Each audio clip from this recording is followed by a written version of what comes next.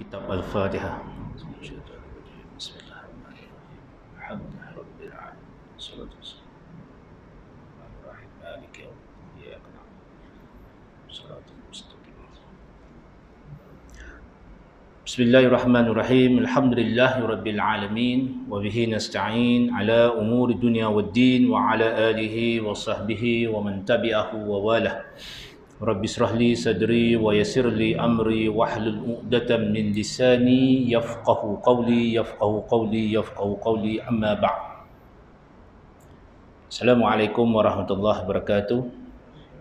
Alhamdulillah, alhamdulillah. Marilah kita untuk kesekian kalinya merafakkan setinggi-tinggi kesyukuran kepada Allah Subhanahu wa taala. Kerana dengan limpah kurnia hidayah dan inayahnya kita dapat sama-sama berkumpul di surau ini, dan saya sekali lagi mengucapkan jazakumullah khairan jazak kepada pengurusi dan barisan jawatankuasa SKJ di atas ruang dan peluang ini, terutamanya ya Cik. Okay. Terima kasih di atas ruang ini untuk berkongsi dengan tuan-tuan dan puan-puan.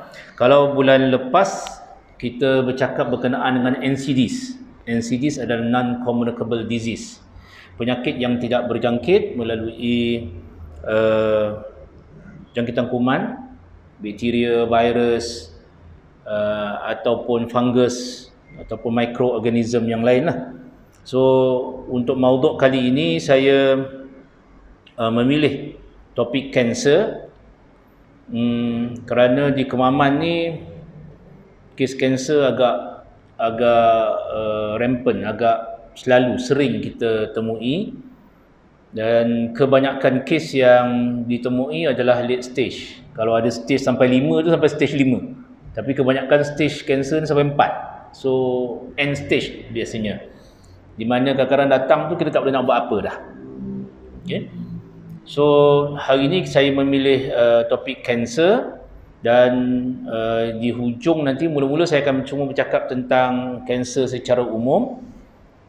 Untuk kali ini saya akan concentrate sedikit lebih kepada kanser prostat.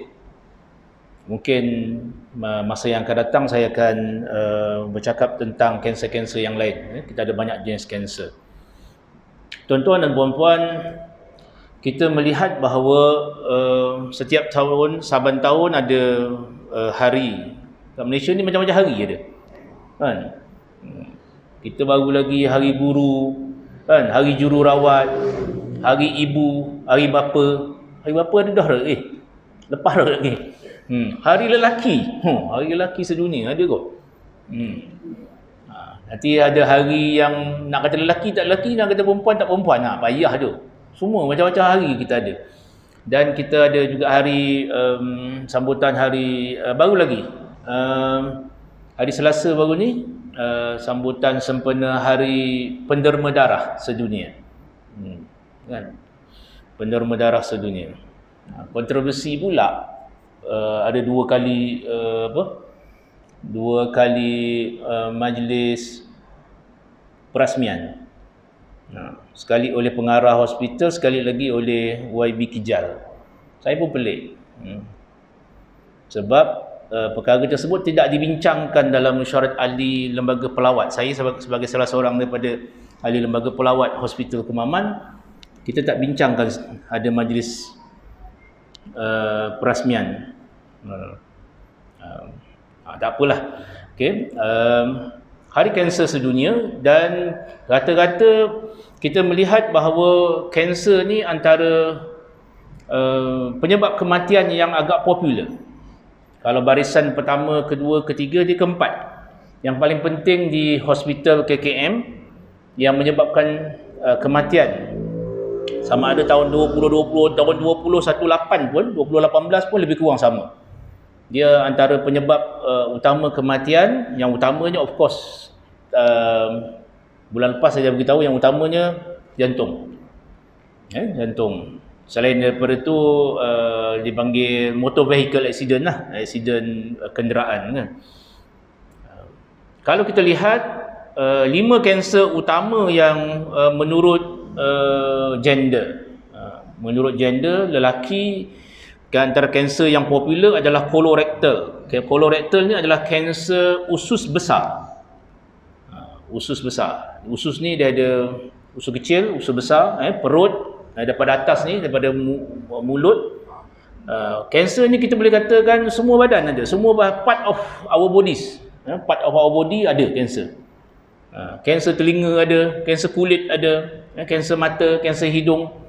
Tapi commonnya untuk lelaki colorectal cancer. Kanser yang biasanya kebanyakan orang datang lewat. Sebab tak semestinya berok tubik darah pada kanser colorectal ni. Berok tubik darah tu dah lewat. Dan berok tubik darah kadang-kadang disebabkan oleh buasir. Banyak orang terlepas pandang. Padahal test dia sangat mudah untuk colorectal cancer ni. Kita hantar najis ke klinik ataupun hospital, dia akan balik, dia panggil apa tu, positif negatif tu je. Kalau balik dia panggil occurred blood positif, maknanya risikonya boleh dikatakan hampir kepada 95% kita ada kanser. Cuma tak adalah masa tu mungkin kita tak rasa apa-apa, perut okey, tak rasa macam orang kata kalau kena kanser ni makan tak lalu, tidur tak lena, berat badan turun, tak rasa apa-apa. Cuma kita hantar najis kita nampak secara sekaligus tak ada apa-apa pun darah dalam najis kita. Tapi bila dihantar ke makmal, dia test dia very simple. Less than 10 minutes dapat keputusan dia. Less than 10 minutes dapat keputusan positif ke negatif. Bila positif sahaja, kebarangkalian untuk dapat kanser kolorektal adalah 95% ke atas. Jadi doktor akan berusaha untuk pastikan kanser kita di tahap berapa dan di mana punca kanser tersebut. Usus kita panjang kan kat mana. So itu yang kadang-kadang doktor kena buat scan, kena buat masuk skop kok atas ke kok bawah ke, nak tengok lokasi kanser tu di mana dan staging kita tahap 1, tahap 2, tahap 3 ataupun tahap 4. Kemudian kanser yang berikutnya adalah kanser paru-paru yang biasanya juga berlaku kepada lelaki yang kebanyakan dikaitkan dengan habit kita smoking. Selain daripada ada penyebab-penyebab yang lain lah. Kalau dibincangkan smoking boleh menyebabkan kanser, boleh dikatakan kalau saya lihat baru petang tadi saya lihat balik semula, penyebabnya lebih kurang dalam antara 25 hingga 28 jenis kanser yang dikaitkan dengan smoking habit. Okay. Kemudian kanser yang ketiga yang agak popular juga kepada orang lelaki, terutamanya orang lelaki yang umur bencin lah. Umur macam saya ni umur bencin. Prostate. Mungkin dulu saya dah beritahu sikit prostate juga mana, tapi insya-Allah kita akan ulang balik semula hari ni. Kemudian kanser limfoma. Limfoma ni ada kanser kelenjar. Dia boleh bengkak-bengkak kelenjar di banyak tempat. Di leher, di bawah ketiak, di celah kelengkang.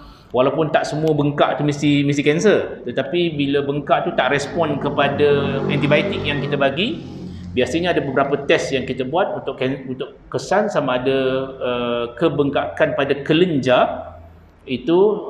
Kita ada kelenjar ni merata dekat bawah leher. Ada orang kata macam anak tikus kadang-kadang bawah ni birai rambut, kelenjar bawah leher sini, kat celah ketiak, even kelenjar kelengkang, even dekat bawah sini pun kita ada kelenjar. Dia boleh bengkak. Dan kalau banyak tempat dan tak respon kepada antibiotik rawatan yang pertama, biasanya kita akan melihat kepada kemungkinan dipanggil limfoma. Satu lagi adalah nasopharynx. Nasopharynx ni adalah di belakang rongga antara hidung dengan belakang tekak. Nasopharynx. Dulu siapa pemain badminton kita kena nasopharynx carcinoma. Pemain badminton nombor 1 kita. Itu kan siapa nama dia? Tak ingat dah. Tak berapa minat dengan sukan ni. Pemain badminton kita tu yang dia kena nasopharynx.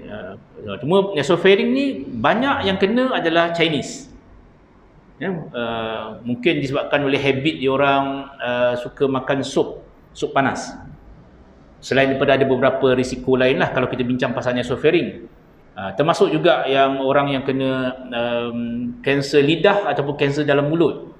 Biasa dikaitkan dengan Indian. Dulu-dulu Indian banyak makan sirih kan. So dia ada kaitan macam tu lah.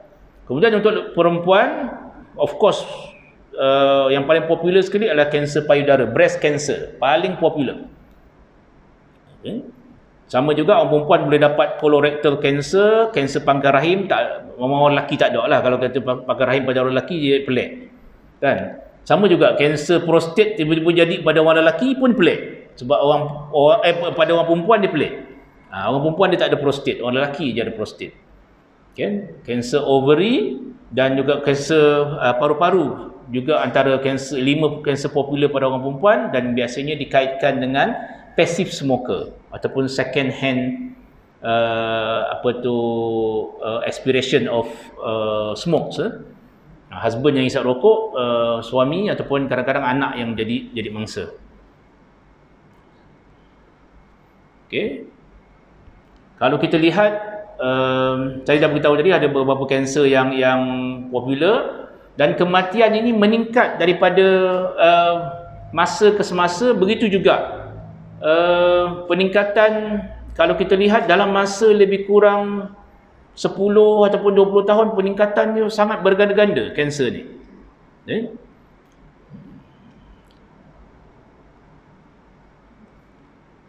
Okay. 30 hingga 50% daripada kanser boleh dicegah, dengan antaranya adalah kebanyakan dia related dengan cara hidup kita. Cara hidup kita yang merokok, you have to stop smoking. Orang yang pasif, tak bergerak, tak kurang bergerak, you have to do some movement, bersukan dan sebagainya. Pemakanan sihat, sebab antara pemakanan yang banyak juga yang menyumbang kepada kanser adalah chemical content, bahan awit yang ada dalam pemakanan, chemical tertentu yang kita expose kepada kita buat penyediaan makanan.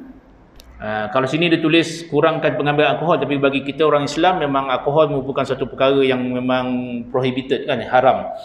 So kita memang tidak dibenarkan untuk mengambil alkohol.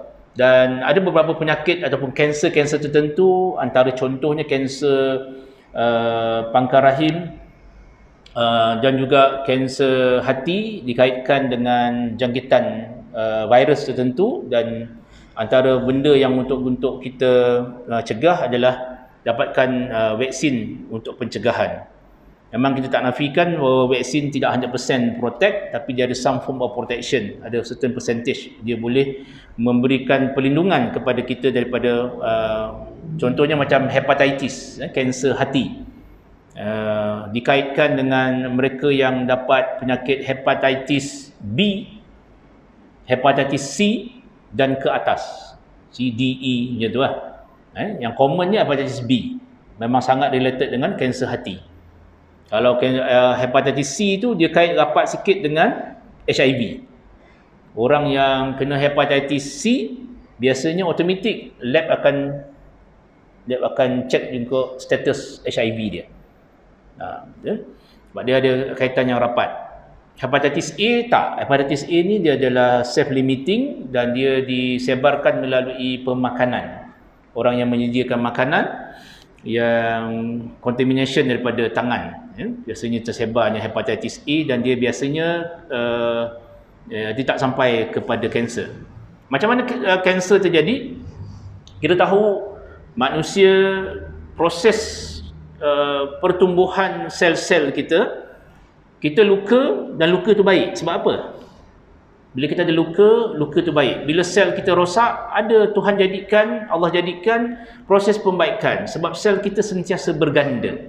Tetapi proses pergandaan daripada 1 jadi 2, daripada 2 jadi 4, jadi 8, jadi 16, jadi 32 dan sebagainya, dia adalah proses cepat ataupun lambatnya bergantung kepada banyak faktor, terutamanya umur. Makin kita meningkat usia, makin kurangnya kadar untuk kita repair diri kita, rejuvenation. Kita akan kadar tu akan makin slow. Makin kita ada banyak jenis penyakit, dan dikaitkan juga dengan penyakit kencing manis terutamanya, makin kurangnya kadar pembaikan dalam tubuh kita. Jadi kita luka susah nak baik. Jadi perubahan ini, sel ini sentiasa multiply. sepatutnya dia ikut prosedur yang biasa. 1 kepada 2 kepada 4 kepada 8 kepada 16 kepada 32 kepada 64. Tetapi dalam keadaan tertentu dia out of control. Dia macam banyak juga dalam dunia ni, kadang-kadang mesin di kilang pun kadang-kadang out of control. Bila out of control, dia akan membiak, tersebar dan multiply dalam kadar yang kita tak boleh anggarkan. Sehingga kan kadang-kadang dia, itu yang menyebabkan kadang tiba-tiba kita ada rasa macam bonjolan di tempat-tempat tertentu pada tubuh kita. Itu salah satu daripada perebakan sel yang terlalu cepat. Dan dia bergantung pada sel apa. Kalau sel itu terlibat kepada sel tulang, mungkin akan ada problem dengan tulang. Kalau sel itu terlibat pada soft tissue, contohnya pada orang perempuan pada breast, dia akan menyebabkan ada ketulan tertentu kepada breast. Kalau kanser, kalau sel itu terlibat pada otak, dia boleh dapat brain cancer. Okey. Ini antara explanationnya. Kalau bila kita sebut pasal kanser, kita mesti ada 2 jenis kanser. Satu kanser ni dipanggil benign, satu lagi dipanggil malignant. Benign ni apa? Benign ni kanser, ketumbuhan kanser, tapi dia confine pada tempat tu saja. Pada tempat tu saja. Dia kena pada tangan. Dia tak merebak kepada tempat lain. Dia kena pada breast contohnya. Dia tak merebak ke tempat lain. Satu lagi dia panggil malignant. Dia bermula pada satu tempat, tapi lepas tu dia merebak ke tempat yang lain. Sama ada locally invasive, maknanya dia pergi ke sisi-sisi sebelah kiri, sebelah kanan, apa benda yang ada di sekitar dia dah penetrate, ataupun dia pergi masuk melalui sistem darah dan dia diedarkan dalam sistem darah. Bila dia masuk melalui sistem darah ataupun sistem limfa, kita dalam tubuh kita dia ada satu sistem darah, satu lagi sistem limfa. Kalau dia masuk dalam dua sistem ni, dia akan pergi ke mana pengaliran darah pergi, ke mana pengaliran limfa itu pergi. Sebab tu kalau kita tengok, bukan semua jenis kanser, breast cancer adalah kanser yang agresif. Ada breast cancer yang dia kat situ je. Jadi kita akan tentukan ni jenis yang apa. So ada jenis kanser yang kadang-kadang kita tengok pada awalnya dia tak merebak sangat, tapi di hujung-hujung baru dia pergi tempat lain. Dan perembakan dia ada dua jenis. Satu sama ada lokal. Contohnya sebelah dia ada saraf, ditekan kepada saraf. Lepas tu dia masuk pula sistem darah, dia akan pergi. Contohnya kanser usus. Tempat yang paling common sekali kanser usus pergi adalah hati. Sebab makanan yang dihadamkan di usus akan pergi ke hati dulu sebelum pergi kepada sistem darah yang lain. So dia akan pergi ke hati. So kalau siapa-siapa kena kanser hati, terlalu amat jarang kanser hati adalah primary. Maknanya dia bermula di hati. Kanser hati mesti biasanya bermula daripada tempat lain. Lebih kurang dalam berapa persen sahaja yang memang dia start di hati. Contohnya orang kena hepatitis, lepas tu dia ada kanser hati. Itu dia panggil primary cancer. Tapi kebanyakan hati adalah secondary. Dia bermula di usus, jadi dia pergi ke hati. Kemudian dia baru pergi ke tempat lain. Sama juga. Kadang-kadang contohnya kanser breast, dia boleh pergi kepada paru-paru. Sebab breast dengan paru-paru dekat. Dia boleh juga pergi kepada tulang, sebab tulang belakang dekat aja. So dia akan masuk ke tulang belakang melalui sistem darah. Dia juga daripada kanser breast, dia boleh pergi kepada paru-paru, kepada jantung, dan juga kepada brain. Kita tak nafikan ada primary brain cancer. Brain cancer bermula di brain sahaja. Tapi brain cancer juga boleh berasal daripada tempat lain. Lungs cancer, kanser paru-paru boleh pergi ke otak dan juga ke tempat lain. Itu adalah dipanggil malignant. Malignant maknanya dia akan pergi ke tempat yang kita tak jangka. Macam prostate cancer, antara tempat yang paling common dia merebak tulang belakang. Ada orang prostate cancer tak rasa apa-apa. Kencing okey, tak ada kencing kerap, tak ada susah kencing, tak ada kencing tak tos dan sebagainya. Tiba-tiba dia komplain sakit belakang. Dia komplain sakit belakang, bukan pasal dia kena slip disc ke, kita tanya dia tak ada jatuh, tak ada trauma, tiba-tiba dia sakit belakang. Bila kita x-ray, kita tengok tulang belakang dia seolah kena mamah. primary dia adalah prostate. Begitu juga kanser ovary, kanser rahim, dia boleh pergi kepada tulang belakang. So kalau kadang-kadang orang yang mari sakit belakang tu, kadang-kadang puncanya bukan bermula di tulang belakang, tapi bermula pada tempat lain. Okey. Di Malaysia, 1 daripada 10 lelaki ada kanser, 1 daripada 9 wanita ada kanser. Kalau macam saya kata dulu, kencing manis berapa? 1 daripada 5.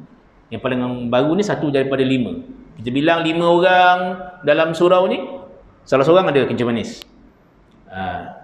Sekarang ni kalau kanser, untuk orang lelaki 1 dalam 10, untuk perempuan 1 dalam 9. Ini faktor-faktor yang menyebabkan yang saya dah bincang tadi.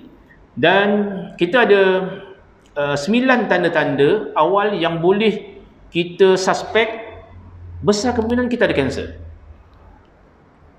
Antaranya bagi orang perempuan, perdarahan daripada faraj yang berlaku antara tempoh haid ataupun selepas putus haid, menopause. Orang perempuan dah menopause 5, 6 tahun, 10 tahun dah, tiba-tiba keluar darah. Pelik, tiba-tiba keluar darah. Dia keluar darah yang tidak sepatutnya. Ataupun keluar darah selepas bersama suami. Benda yang macam tu pun kita kena syak. Besar kemungkinan kansernya adalah kanser pangkal rahim. Kanser pada cervix dia panggil. Perubahan pada pola membuang air besar. Sekejap buang air besar, sembelit, sekejap cirit. Sembelit 2-3 hari, tiba-tiba cirit yang spurious diarrhea. Tiba-tiba berak memang macam seolah-olah macam buka pipe. Dan bertukar-tukar. So kita kena syak. Okay. Suara garau lebih daripada 2 minggu. Bukan pasal dia karaoke ke, dia berlatih nasyid ke apalah. Garau, parau ke garau, lebih kurang lah. Suara berubah. Dan tidak ada benda-benda lain yang ni. So kita kena syak. Di antaranya adalah mungkin kanser pada vocal cord, pada peti suara, ataupun nasopharynx kanser. Macam kanser nasopharynx, macam yang saya kata tadi pemain badminton tu, kita tak dapat detect lebih awal, kecuali kadang-kadang dia mungkin berlaku perdarahan sedikit daripada hidung, kadang-kadang tak je langsung.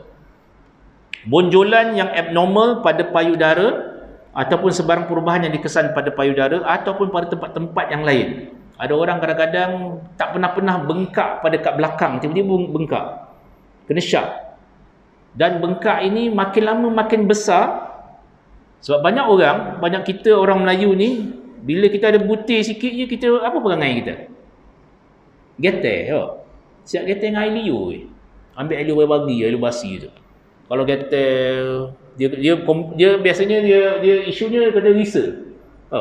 Getar.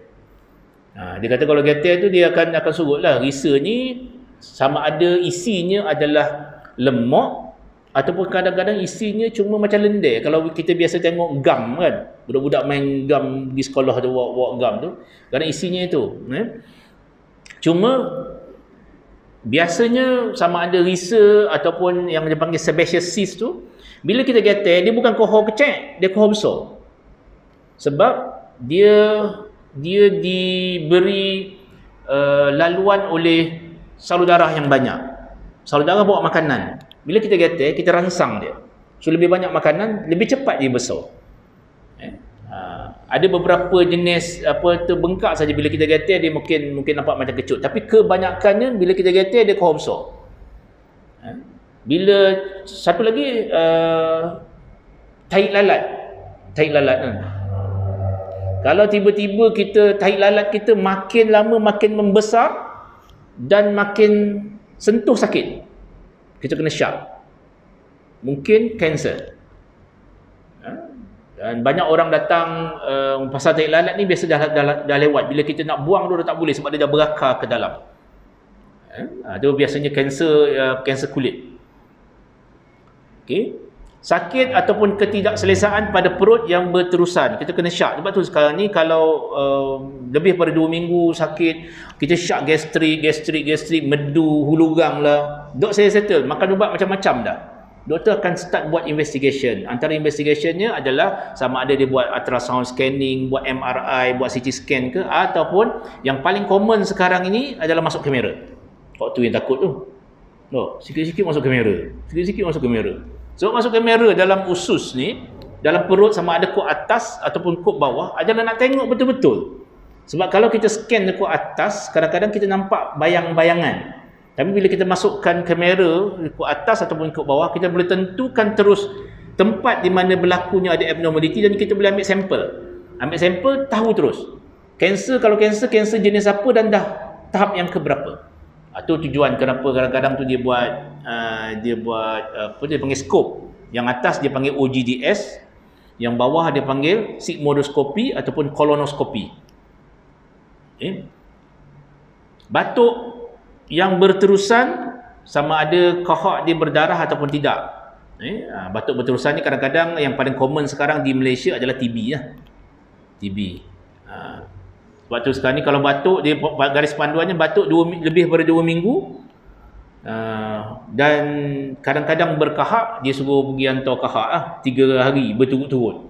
Hantar kahak, dia bagi bekas, hantar kahak ke klinik kesihatan untuk dites sama ada kuman, dia panggil bacillus, TB, tubercle bacillus ke tidak.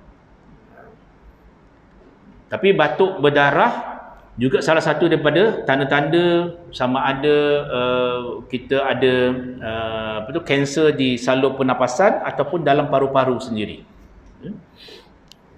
Faktor-faktor risiko kanser yang kita boleh cegah adalah kebanyakannya cara hidup kita, pemakanan, kita punya berat badan, kita punya pengambilan tobacco ataupun tembakau, merokok, kurang aktiviti, pengambilan alkohol, dan juga exposure bagi orang yang bekerja, exposure to chemical. Ada banyak jenis chemical, bahan kimia, industrial chemical yang juga adalah carcinogenic,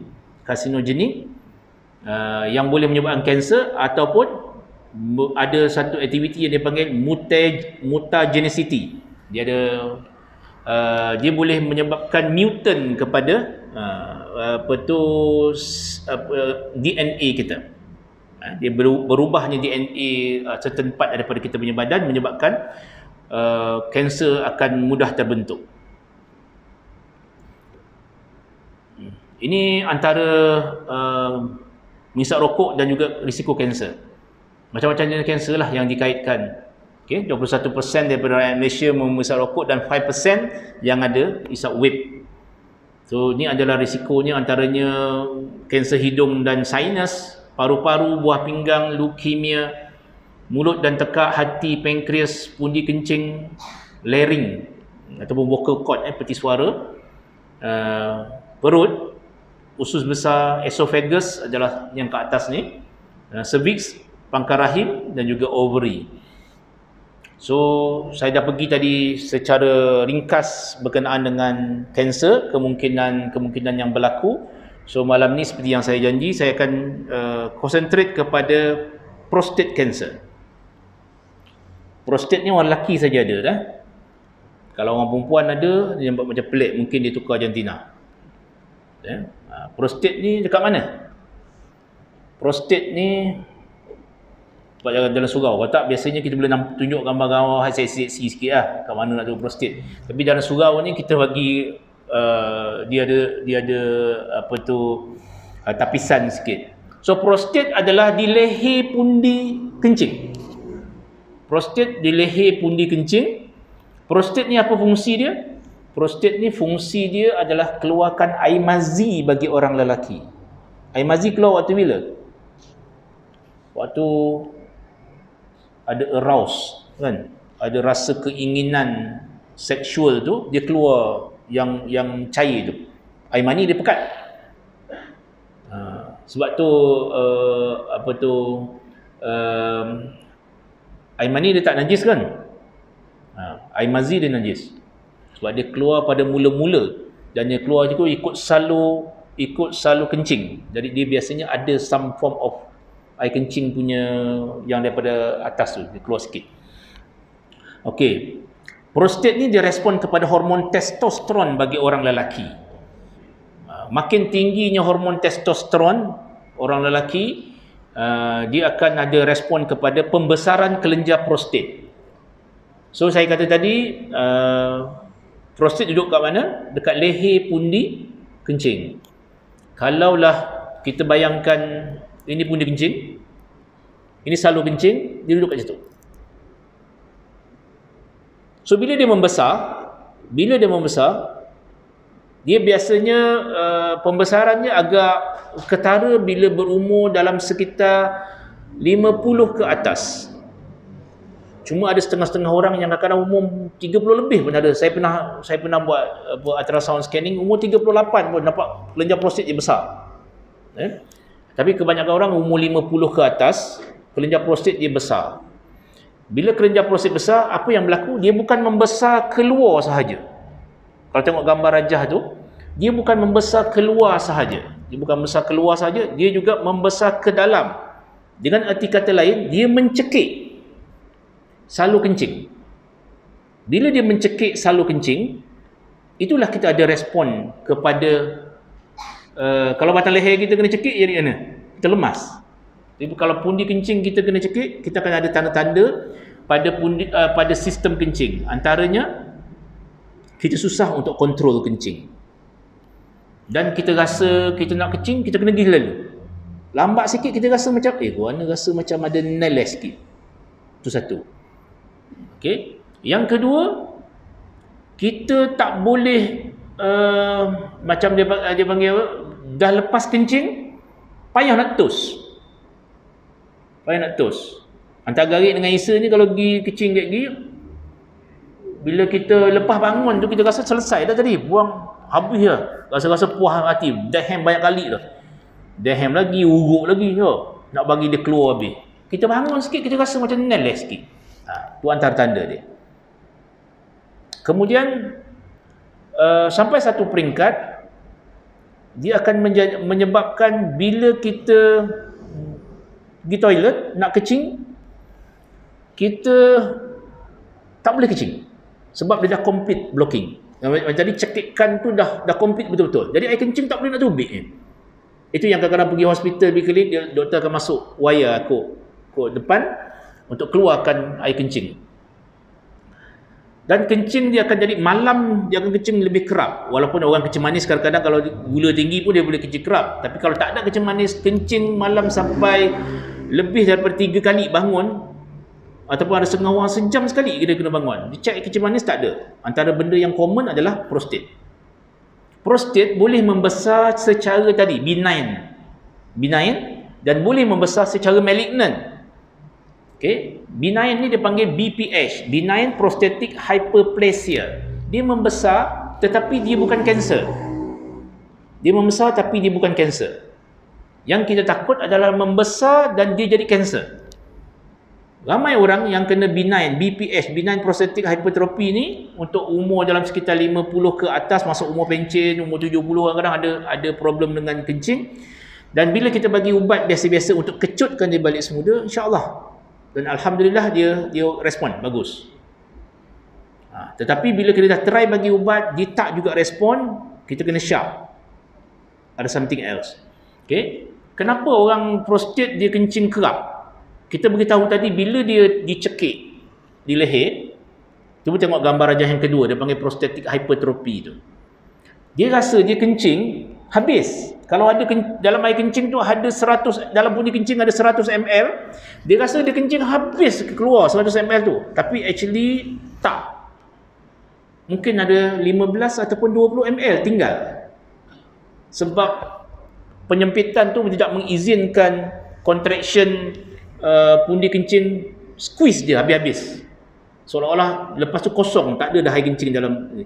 Bagi orang yang ada prostat punya problem ni, dia kencing, lepas daripada kencing tu sebenarnya ada lagi a pocket of urine, tinggal beberapa ml lagi dalam pundi kencing dia yang tak habis. Jadi pundi kencing dia cepat penuh balik semula, sebab sentiasa ada baki, sentiasa ada berbaki, ya? Okey. Kanser prostat adalah kanser ketiga paling kerap berlaku kepada orang lelaki. Dan kanser prostat ni sebab dia lambat kita ketahui, kecuali orang yang sedar awal-awal, dan kita kadang-kadang kita rasa oh mungkin bengkak biasa-biasa je kot, bukan kanser. Kita rasa mungkin jadi BPH tu, benign prostatic hypertrophy, disebabkan oleh umur sahaja. Dan ini adalah proses di mana staging. Stage 1 kanser bermula sikit aja. Stage 2 dia dah start banyak.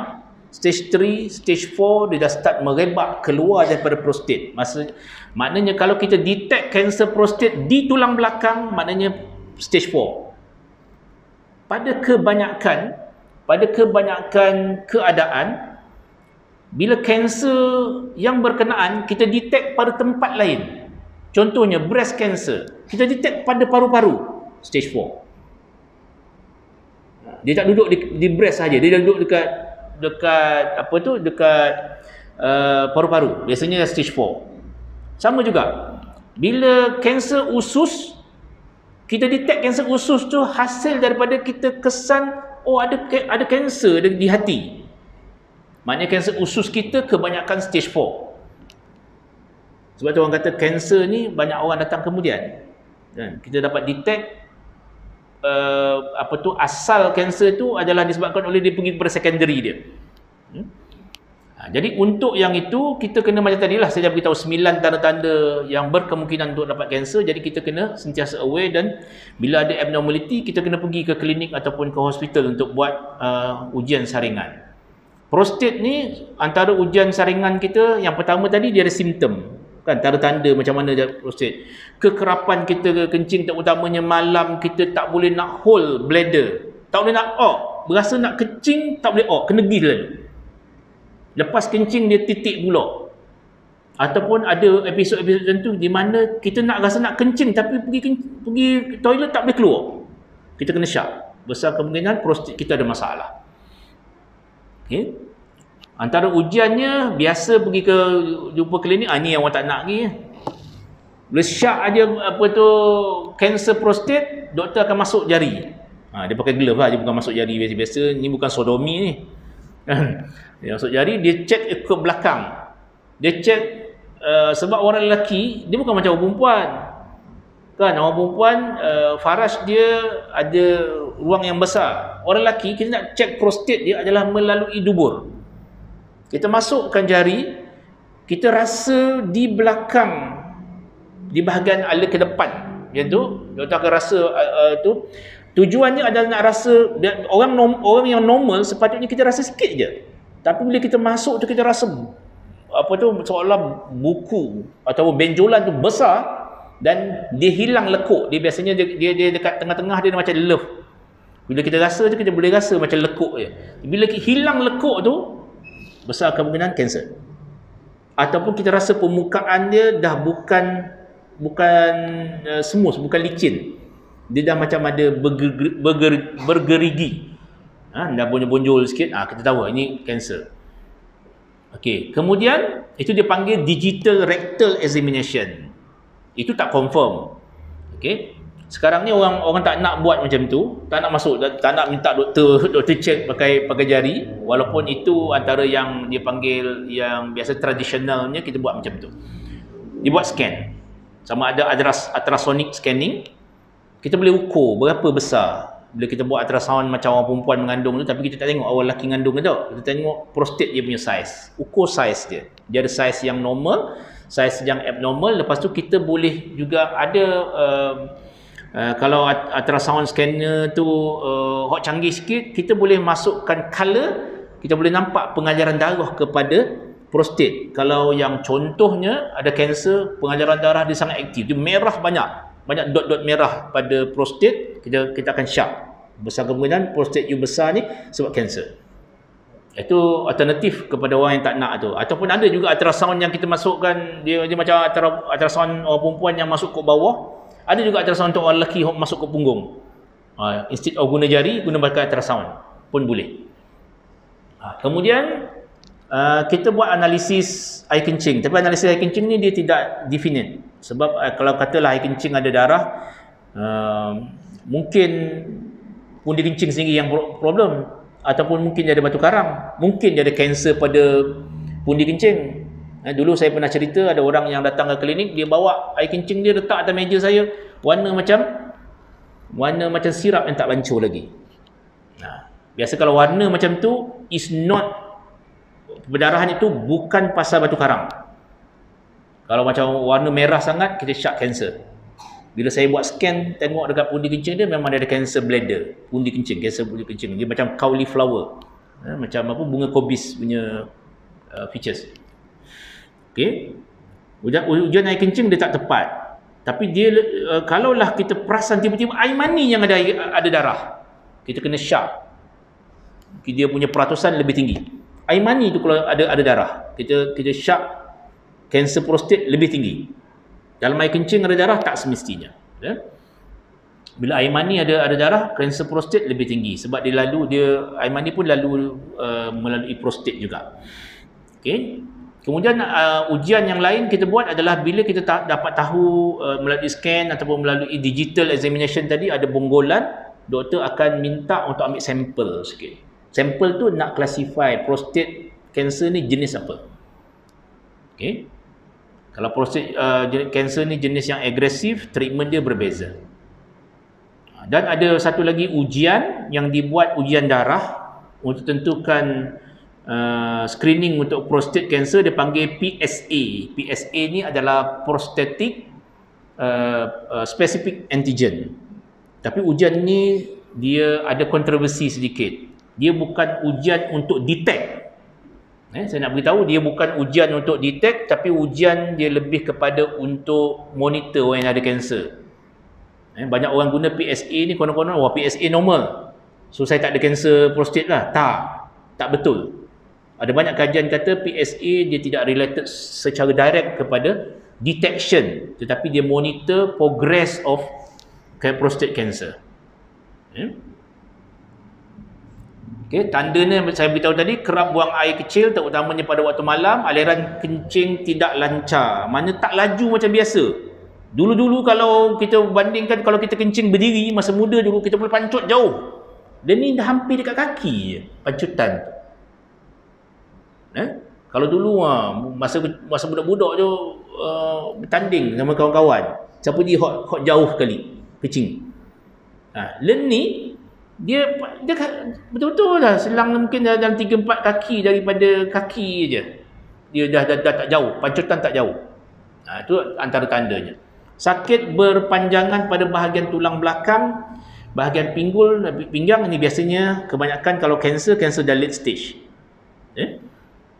Berumur 50 dan ke atas, tapi jangan kata orang muda tak kena. Ini pada kebiasaannya. Dan ada sejarah keluarga. 75% adalah orang yang berumur 65 ke atas, biasanya kena kanser prostat. Tetapi saya pernah jumpa orang yang umur 48, 2 tahun lepas ada umur 42. Confirm prostate cancer, bukan benign prostatic hypertrophy, metastasis. Okay, maknanya umur 40 ke atas tu kena start worry.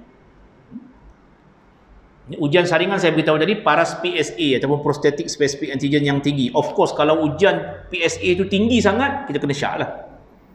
Tapi kalau dia borderline apa semua, tak payah. Kita ada ujian ultrasound, ada CT scan, MRI, dan kita boleh buat biopsi untuk prostate cancer. Rawatan untuk prostate cancer, kalau yang benign tadi, yang bukan jenis yang agresif, rawatannya simple. Rawatannya kebanyakan kita bagi ubat sahaja. Kebanyakan dia ada beberapa jenis ubat yang kita boleh bagi kepada orang yang ada prostat punya problem tapi bukan kanser. Prostat membengkak tapi bukan kanser, ada ubat. Kalau ubat tu kena makan setiap hari untuk turunkan kadar pembengkakan kelenjar prostat. Tapi untuk prostat kanser, antara rawatannya adalah dipanggil transurethral resection of prostate. Apa benda dia buat? Transurethral resection of prostate. Kalau benda bengkak, kita kena buang bengkak tu. Okey. Nanti saya akan tunjukkan. Lepas tu terapi hormon, ni pun ubat yang kita bagi. Sebab kita kata tadi kanser prostat biasanya related dengan hormon testosteron. So biasanya bila kena confirm kanser prostat, dan kanser ni jenis yang respon kepada dia, macam saya kata tadi, kanser dia ada berapa jenis, ada yang respon kepada hormon, ada yang tak respon kepada hormon. So kalau yang respon kepada hormon, kita bagi hormon terapi, ataupun yang common sekarang kita bagi kemoterapi. Transuretral maknanya dia masuk ikut depan, yang nombor 1 tu. Transuretral resection maknanya operation. Dia masuk ke depan, salur kencing. Masuk ikut salur kencing, ni rupa dia. Instrumen dia macam tu. Masuk ikut salur kencing, dia bagi biu buat hidup gitu gelepar. Dia terajang muka doktor ni kalau buat hidup bukan nak masukkan tiup kencing tu pun gelepar dah. Lepas tu kadang-kadang dia letakkan gel untuk kurangkan rasa sakit sikit. Ada setengah hok brutal sikit, dia tak buat, tak letak gel, dia main masuk gitu je kan. Biasa kalau hok sopan sikit tu, dia masukkan gel dia tu adalah anesthetic gel untuk supaya tak rasa sakit. Tapi untuk prosedur ni dia buat under spinal, dia bagi spinal anesthesia, cocok ke belakang tu, ataupun dia bagi full bius. Masuk ke depan dan dia membesarkan lubang yang tersumbat tu. Resection. Dia tak ada operation ke atas. Maknanya orang balik lepas operation prostate, kalau dia panggil TURP, transuretral resection of prostate tu, jangan kata mana nak tengok jahit mana, tak ada jahit. Dia bukan buat kat atas hari-hari. Dia buat through salur kencing. Kecuali yang ini fail. Dah buat, lepas dapatkan 2 minggu, 3 minggu, jadi balik semula. Yang penyumbatan tu berlaku balik semula. Dia terpaksa kot ke atas. Dia kena buangkan. Yang ni dia buang yang itu je, yang tersumbat tu. Tapi bila yang ke atas, dia akan buang kelenjar prostat as the whole. Stokor kelenjar prostat dia kena buang. So apa masalah bila kelenjar prostat dibuang? Kelenjar prostat dibuang, kadang-kadang dia susah nak kontrol kencing tu. Tadi payah nak kencing. Ni kencing sokmo, besar sokmo. Payah pula gitu, kan? Sebab dia punya seolah-olah valve dia ada diganggu. Okey. Ni dipanggil radical prostatectomy. Radical prostatectomy tadi kita buat ke atas. Kita buangkan kelenjar prostat dan juga kelenjar-kelenjar yang ada sekitaran dia yang kita syak mungkin telah berlaku perebatan sel kanser. Dan seterusnya bagi kanser yang dah peringkat 2, biasanya kita buat radical radioterapi. Tadi kemoterapi, untuk kita buat juga radioterapi yang pakai sinaran untuk matikan sel-sel kanser. Okey. Saya ulang balik semula, risiko kepada kelenjar prostat kanser adalah usia melebihi 50 tahun. Ada sejarah keluarga. Kalau ada sejarah keluarga, umur rendah lagi lah, umur 40 kadang boleh dapat dah. Suka makan benda-benda yang instant. Sekarang banyak makanan segera kan. Dulu kita kata makan mi segera je. Sekarang semua segera. Kari pap segera, semua segera kan. Sebab tu banyak orang dapat penyakit pun segera, mati pun segera.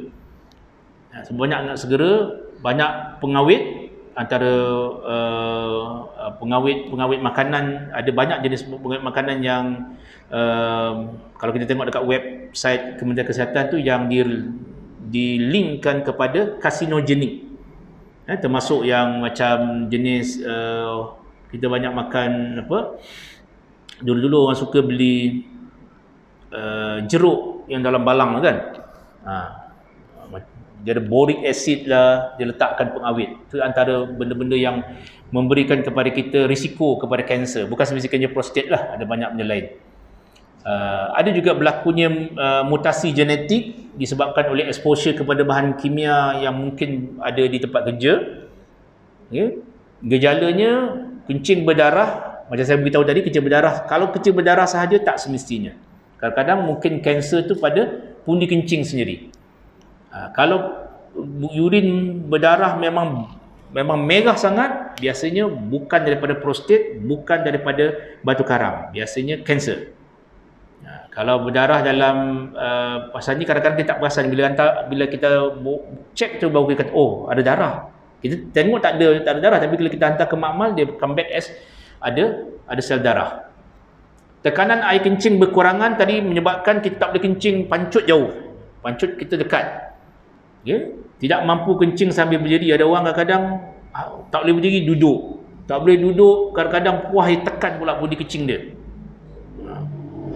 Bulan 1 tahun ini ada seorang datang, umurnya baru dalam sekitar 58. Dia kencing, last kali dia kencing, katalah dia datang jumpa saya pukul 3 petang. Last kali kencing pukul 6 petang semalam. Dia pergi toilet ni banyak kali, tapi tak boleh kencing. Kadang-kadang titik 1-2 titik je. Duduk dalam toilet punya lama tapi tak boleh. Bila dia sampai tu memang dekat hari-hari dia bengkak. Dia kata macam-macam letak demuh lah, apalah nak bagi suruh keluar air kencing. Dok tubik. Itu antara prostat punya gejala. Sering buang air kecil saat malam hari. Malam dia kena bangun banyak kali sebab kapasiti pundi kencing dia tadi dah ada, sentiasa ada baki air kencing walaupun dia kata dia kencing puas. Okey, kesan kanser prostat, bila orang kena kanser prostat selepas daripada rawatan, antara biasanya kebanyakan orang yang paling common dia komplain susah nak kontrol kencing. Tadi payah nak kencing, ni susah nak kontrol kencing akibat daripada rawatan kanser prostat. Kadang-kadang cerit-berit disebabkan oleh kemoterapi ataupun radioterapi. Sebab radioterapi walaupun dia pancar kepada kelenjar prostat, tapi usus besar kita di belakang. So dia akan berlaku kena juga sinaran dia di bahagian usus besar, menyebabkan kita tak boleh kontrol pula buang air besar. Orang yang kena kanser biasanya lepas kemo ataupun radioterapi dia akan rasa letih, tak larat. Sebab tu orang kena kemo biasanya dia kena buat blood test dulu. 2 minggu sekali dia gantung. Ada orang yang 6 cycle, ada orang kena 8 cycle, ada orang kalau kena radioterapi sampai 25 kali. Kalau yang tu di antara kesan dia adalah biasanya dia sel, kalau kemoterapi ni sel darah dia akan makin kurang. So that's why sebelum dia masuk kemoterapi yang akan datang, kita pastikan darah dia okey ke tak. Sebab kesan ni kita tahu. Kemoterapi dia tak ada mata. Dia akan musnahkan sel kanser, pada masa yang sama ada kesan juga pada sel yang normal. Dia akan antara kesan juga kanser prostat adalah ED, erectile dysfunction ataupun mati pucuk bagi orang lelaki, disebabkan kita kacau dia punya kelenjar prostat yang di sana ada saraf. Dekat kelenjar prostat tu ada saraf yang bagi orang lelaki dia untuk erection. Saya rasa itu sahaja. So kita harapkan dengan pendedahan ini, kita terutamanya orang lelaki, bagi orang perempuan pun dia tahu dia ada husband kan.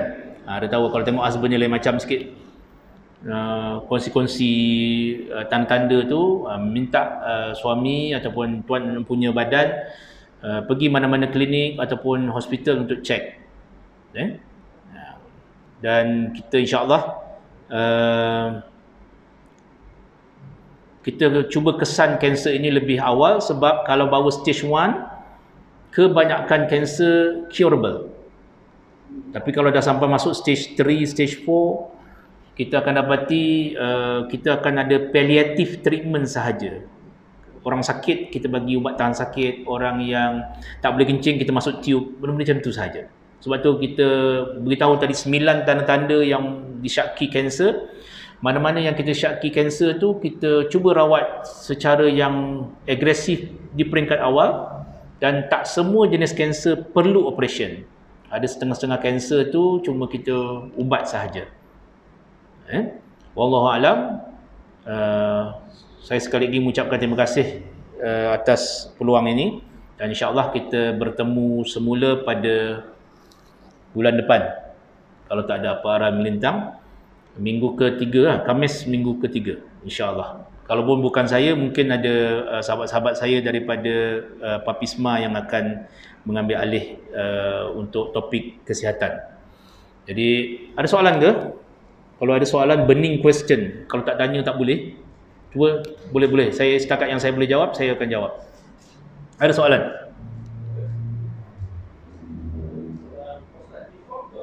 Macam mana? Ha? Deform. Deform ni dia deform dalam bentuk apa tu? Dia deform tu bentuk tak normal je.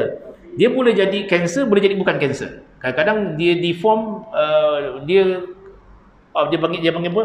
Dia punya pembengkakan ni macam orang kata kalau ni di luar daripada saiz yang biasa, di luar daripada dia punya bentuk yang biasa, tapi dia tak semestinya kanser. Cuma kalau dia deform dan dia mengakibatkan tekanan kepada tisu persekitaran, dia akan ada masalah sikitlah. Kalau tak, biasanya tak ada masalah pun.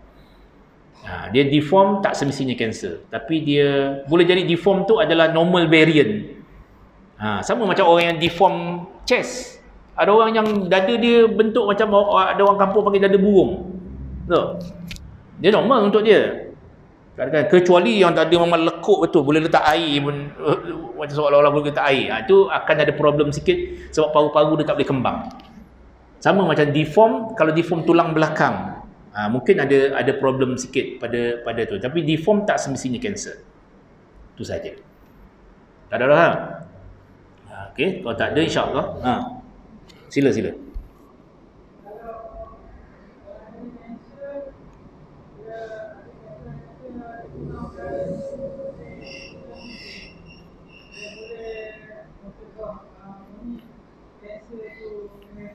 Okey. Dia ada kebenaran statement tu. Dia kata kalau orang kena kanser, kurangkan pengambilan white sugar. Dia panggil refined sugar lah. Sugar gula putih. Memang ada kebenaran dia sebab gula antara dia jadi macam bahan kepada makanan. Sel membiak, dia perlukan makanan. So bila kita cut off, dan makanan yang paling utama untuk sel adalah glukos.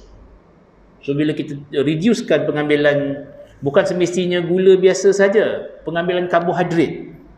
Banyak orang tak nak ambil gula, dia ambil madu. Serupa ya kok. Dalam madu 50% adalah apa? Fructose. 30% lagi gula juga. Semua kalau kita tengok apa konten yang ada dalam madu. Sebab tu makan madu tak ada masalah, jangan bermadu saja. Makan madu tapi amount dia jangan lebih-lebih sangat. Macam orang kata kecil manis boleh makan madu tak? Tak apa, kecil manis boleh makan madu, tapi jangan makan sampai pagi 2 sudu, malam 2 sudu. Gula memang mencanaknya sebab dalam madu purely gula. Cuma amount gula dia, dia punya jenis gula dia, fructose dan juga sucrose. Kalau campur dua-dua tu, dia lebih daripada 65% adalah gula dalam madu. Kita tak nafikan dalam madu ada antioksidan, dalam madu ada banyak vitamins, tapi kandungan gula dia tinggi. Ada soalan lagi tadi, hujung mana? Sila, kena kuat sikit, tak dengar. Okey, betul tak pendapat yang mengatakan resident set slide yang bukan ada kebenaran dia. Ada kebenaran dia. Cuma kena tengok sebab dia ada respon kepada testosteron. Sebab sexual drive, keinginan seksual dia ada kaitan dengan tinggi ke tak tinggi kita punya testosteron. Orang yang low testosteron, sex drive dia akan rendah. Tapi kalau terlalu tinggi testosteron, dia pergi kepada kanser prostat. Terlalu tinggi testosteron. Tapi macam sexual punya aktiviti tu memang ada kajian yang mengatakan. Cuma kajian itu kalau ikut apa yang saya baca, dia ada beberapa kontroversi sikit sebab dia punya populasi kajian itu tidak besar. Biasa kajian ni bila nak besar, dia kena puluhan ribu sampel kita kena buat. Tapi sampel dia punya ada beberapa ribu sahaja dia buat. Dia tak boleh buat conclusion, tapi kita tak nafikan ada some form of kebenaran lah dekat situ. Sama macam orang kata makan benda tikus-tikus tu apa? Ada makanan yang ubat tradisi ni. Ubi apa dia panggil? Ubat kanser. Itu pun kajian tu tak berapa konklusif. Dia katakan dibuat oleh UPM, ada kajian tertentu tentang ada beberapa jenis produk. Tapi kajian tu tidak konklusif sebab kajian itu dibuat di makmal sahaja, tapi tidak dibuat kajian kepada individu yang betul-betul di luar. Dibuat antara sel kanser dengan contohnya macam misai kucing lah. Kajian tu masih dalam makmal. Dibuat ni sel kanser, dia ambil ekstrak daripada misai kucing contohnya. Bila diletakkan daripada sel kanser tu tidak membiak. Tapi ujian tu tidak dibuat di luar daripada makmal. Bila tidak dibuat di luar pada makmal, kita cuma panggil in vivo, bukan in vitro. Dia macam itulah, dia ada disiplin kajian lah. Tapi masih lagi kajian-kajian itu berterusan lah. Kita tak nafikan ada produk-produk tradisional yang boleh membantu. Wallahu a'lam. Okey. Last. Boleh. Boleh. Lelaki memang boleh dapat breast cancer. Jangan kata lelaki tak boleh dapat. 3%. Kalau tak silap saya, kajian katakan 3% populasi breast cancer orang lelaki contribute. Banyak orang lelaki kata tak ada apa-apa kan sebab dia punya breast kecil. Tak, dia boleh dapat. Orang lelaki masih boleh dapat breast cancer. Last question. Sila. Share.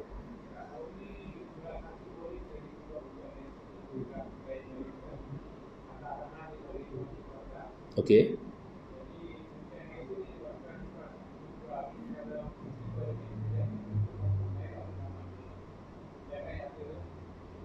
Tak apa dengar je. Kurang dengar sikit. Bulan 1.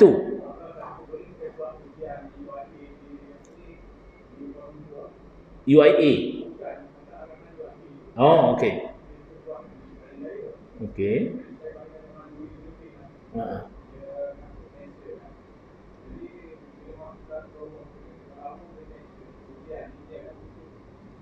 Oh, yang tu dia panggil PET scan. PET scan.